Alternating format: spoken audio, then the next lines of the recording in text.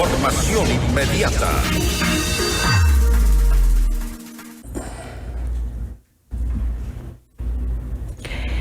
La ley de eficiencia, la ley de eficiencia económica y generación de empleo enviado a la Asamblea por el presidente Daniel Noboa pretende aliviar en algo la crisis financiera del país. Ya ha sido de hecho revisada en la Asamblea Nacional por la comisión pertinente. Vamos más allá de la noticia. Notimundo Estelar en FM Mundo con María del Carmen Álvarez.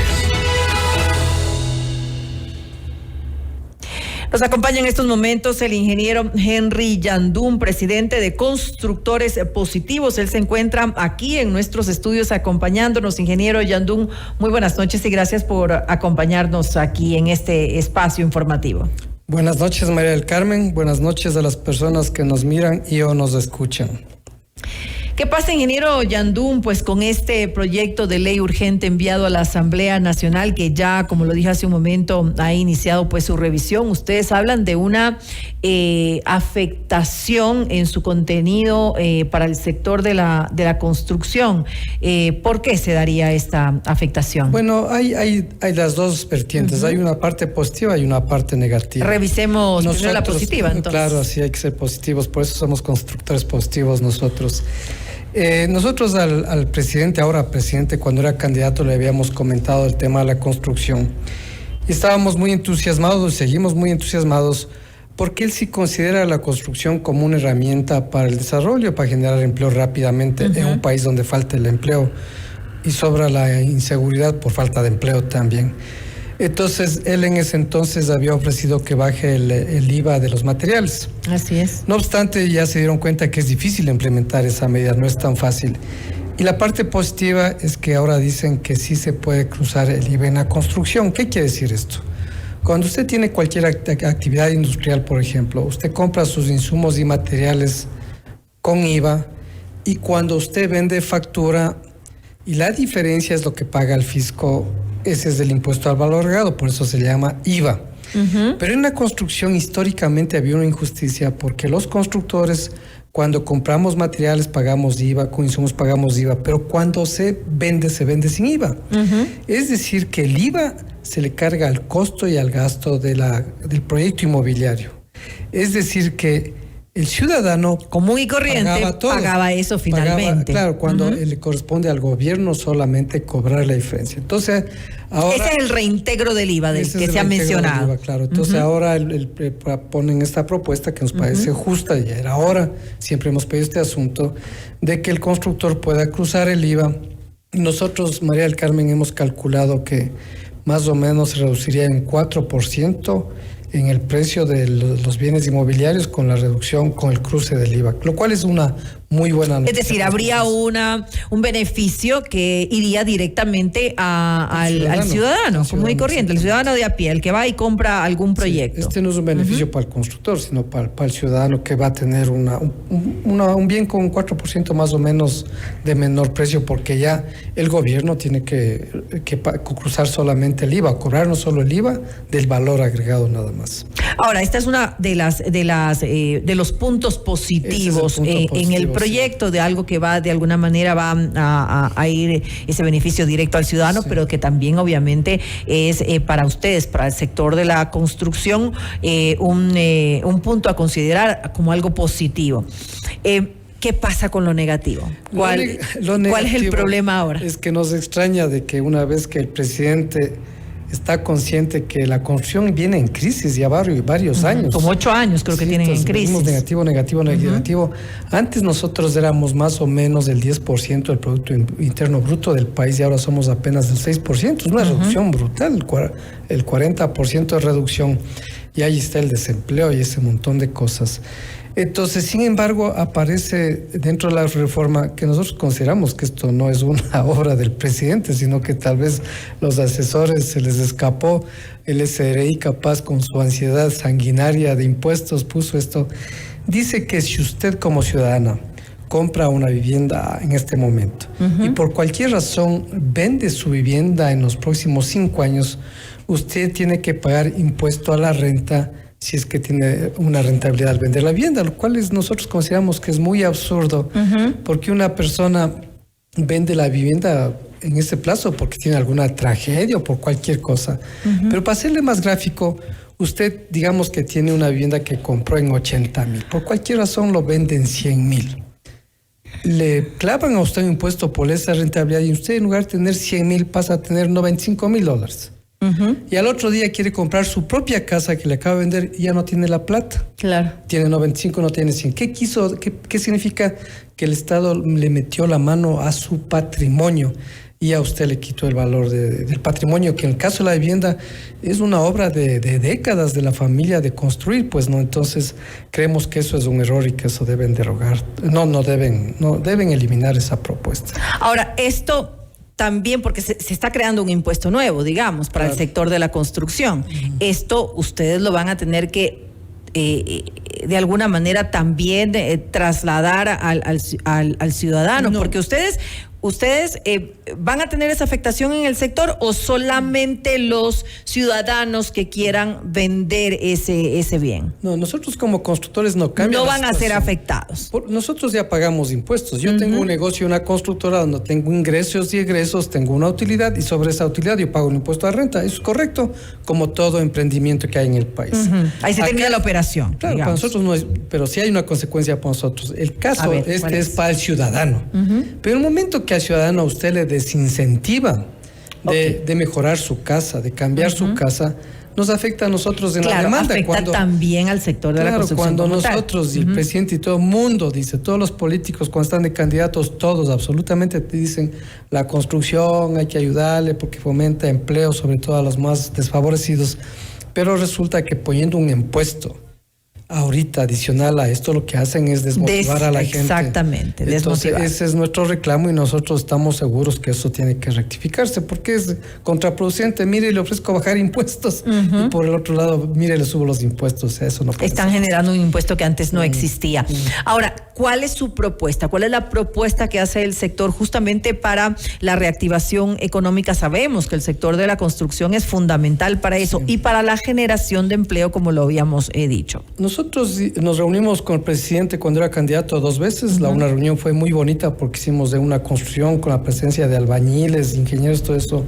Y ahí le planteamos, entre otras, estas propuestas. La una es de que en el Ecuador existe el proyecto BIS-VIP, que se llama BIS, son viviendas de interés social y viviendas de interés prioritario, que son de menos de $103,000. Y en este proyecto hay un subsidio a la tasa de interés, que actualmente se paga del orden menos de 5%, que pasa a ser la mejor tasa del mundo ahorita, porque en el mundo, como usted conoce, las tasas de interés han subido bastante. Esto hace que, lo que ha sido nuestro sueño, que un ciudadano de la clase media baja, inclusive las clases populares que compran la vivienda BIS, puede adquirir su vivienda y su cuota de pago de la vivienda es casi igual a la cuota del arriendo, lo cual es buenazo. O sea, una persona ya puede pagar lo mismo que el arriendo casi para su vivienda propia. Y eso es muy bueno. Sin embargo, nosotros necesitamos que ese proyecto se mantenga y se rellene, porque ahí hay unos créditos con multilaterales y el gobierno tiene que rellenar eso. Y sobre todo, y ahí queremos apoyarle al gobierno, tenemos que promover que las personas sepan de este asunto. Es increíble cómo esto con 2 sueldos básicos, si la esposa y el esposo tienen sueldo básico, pueden adquirir una vivienda propia y muy bonitas y bien hechitas, mucho mejor que las famosas 2, 3 piecitas que ahorita arriendan por $300 y estas son viviendas. Eso es lo que le proponemos. La otra cosa que nosotros proponemos, por ejemplo, decimos, ¿por qué la gente pobre tiene que vivir en los extramuros? ¿Por qué la vivienda de interés social tiene que estar alejada de la ciudad?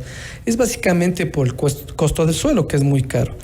Sin embargo, el Estado, el BIES, los GAS, tienen terrenos dentro de las ciudades, de la parte consolidada, botados, abandonados, que tienen que pagar arriendo, algunos los pierden, algunos son invadidos.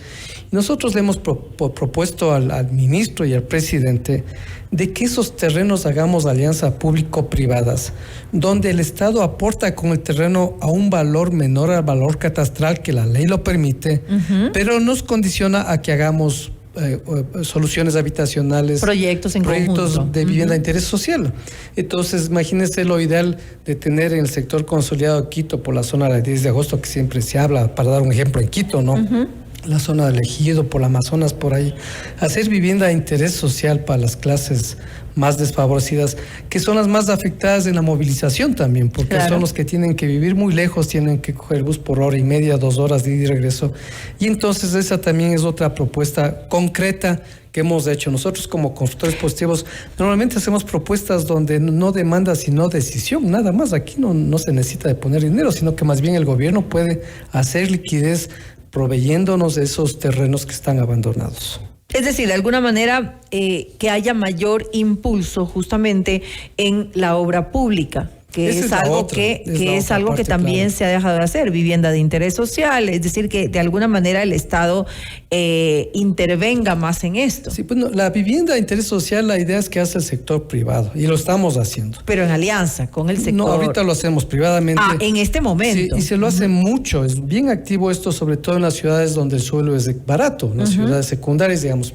Pero en ciudades como Quito, como Cuenca, el suelo es muy costoso. Aquí lo que decimos, gobierno participe con algo que tiene, un bien que tiene abandonado y hagamos una solución para la gente más desfavorecida. En conjunto, perfecto. Claro. Es también, una buena solución. Claro, es una buena y práctica, solo necesita actitud, decisión y nada más. No estamos diciendo que ponga dinero. Nosotros estamos conscientes que el Estado no tiene dinero, pero ahí está la plata botada en lotes abandonados.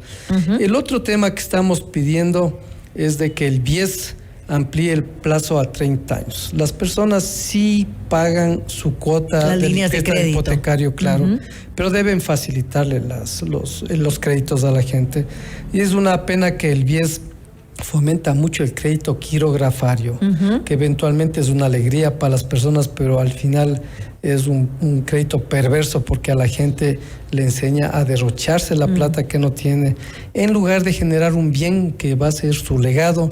Y sobre todo es una inversión. Claro, una inversión y además hace un bien al país porque uno realmente genera empleo, porque normalmente el otro es para celular y ese tipo de cosas. También son buenos fines lo que hace el crédito quirografario, pero una gran medida es un desperdicio. Nosotros decimos fomenten el crédito hipotecario porque por alguna razón nosotros estamos ahorrando por toda la vida nuestro dinero, estamos aportando al IES. Y entonces el BIES, que es un subconjunto del IES, debería darnos estos créditos. Y ahí también hay un gran chance de que se fomente más la construcción. ¿Estas son las 3 propuestas concretas que se hacen o tenemos varias, más propuestas? Claro, por ejemplo, son varias, pero por el tiempo. Nosotros, por ejemplo, lamentablemente han desaparecido los créditos al constructor. Antes había la CFN, y la CFN daba acceso al constructor y no dan. Entonces el constructor necesita crédito para hacer las viviendas, porque ahorita en estos proyectos que yo le mencionaba, BIS y BIP, hay una gran demanda. Entonces si hay chance de que los constructores medianos y pequeños podrían hacer esto, pero necesitan un crédito. Y por ejemplo, acordémonos que hemos pasado por una crisis muy grave nosotros del COVID y todo eso. Así es. Y entonces hay algunos constructores que realmente no pudieron pagar sus deudas. Y nosotros creemos que deben generar acuerdos de pago de las coactivas que tienen. Y entonces la CFN está cerrada y ni cobra, ni deja pagar y todo ese tipo de cosas, cuando debería dar facilidades, renegociar para poder cobrar las deudas. Y obviamente la CFN tiene que reactivar un crédito para los constructores, caso contrario no hay cómo construir, porque estas viviendas BIS y BIP prácticamente el ciudadano apenas aporta con el 5% de entrada, pero el constructor necesita plata para hacer este proyecto. El proyecto BIS y BIP es fabuloso porque el cliente apenas da 5% de entrada. La cuota tiene una tasa de menos del 5%, es a 25 años. Realmente es una muy buena solución que nosotros creemos que hay que fomentar mucho en el Ecuador. Buenas propuestas que hace en todo caso el sector. Ya para finalizar esta entrevista, lo decíamos hace un momento por una cuestión de tiempo, ¿cómo va a cerrar este 2023? Bueno, nosotros estábamos un poco alegres porque ya dejó de bajar la construcción. Ojo que el 70% de la construcción corresponde a la obra pública y el 30% de lo que hemos estado conversando hasta ahorita. Obra pública prácticamente no ha existido. Y eso básicamente la única manera que puede hacerse para activar la obra pública es con alianzas público-privadas, concesiones y alianzas estratégicas, porque estamos conscientes que el Estado no tiene recursos, pero con este medio se podría hacer. Entonces ahí tienen que hacer una normativa que atraiga a los inversionistas. Aquí nosotros competimos con otros países porque la inversión es extranjera. extranjera normalmente. Entonces, hay otros países que hasta el 50% de la obra pública lo hacen con alianzas público-privadas, alianzas estratégicas. Pero en Ecuador la normativa le espanta, le asusta al inversionista y por eso no están aquí. Pero respondiendo a su pregunta, la construcción en la parte inmobiliaria demanda de tranquilidad, es una inversión de largo plazo. Y uno se mete, con palabras muy quiteñas, se mete a comprar una casa cuando está tranquilo con su empleo, cuando hay una tranquilidad política, estabilidad económica. De acuerdo. Pero cuando vino la muerte cruzada se paralizó otra vez las cosas. Entonces nosotros estamos terminando... Generó incertidumbre. Claro, estamos terminando un mal año, tanto los fabricantes de materiales de construcción, las ferreterías, los constructores, porque esta incertidumbre que se genera, las personas comienzan a tener temor de su estabilidad en el empleo y todo eso, y paralizan sus compras. Entonces esperemos que en este periodo corto de este presidente haya más gobernabilidad, más tranquilidad, que todos unamos los esfuerzos, porque ya es hora de dejarse de pelear y que demos tranquilidad a la gente para que genere estas necesidades de inversión y generar empleo de paso. Pues esperemos que así sea, que el 2024 sea un buen año, no solamente para el sector de la construcción, sino para todos los sectores en general aquí en nuestro país que tanta falta nos hace. El sector de la construcción, un sector importantísimo, lo decíamos hace un momento, para pues la reactivación de la economía en el país, para la generación de empleo. Realmente es importante pues que salga de este bache de algunos años que veníamos diciendo en el cual se encuentran. Ya apostamos a eso y esperamos que se pueda conversar, se pueda tener un acercamiento con este nuevo gobierno para que logren los objetivos que tienen. Nuevamente gracias al ingeniero Henry Yandún, él es el presidente de Constructores Positivos, por habernos acompañado en este espacio. Usted está escuchando Notimundo. Periodismo objetivo, responsable y equitativo.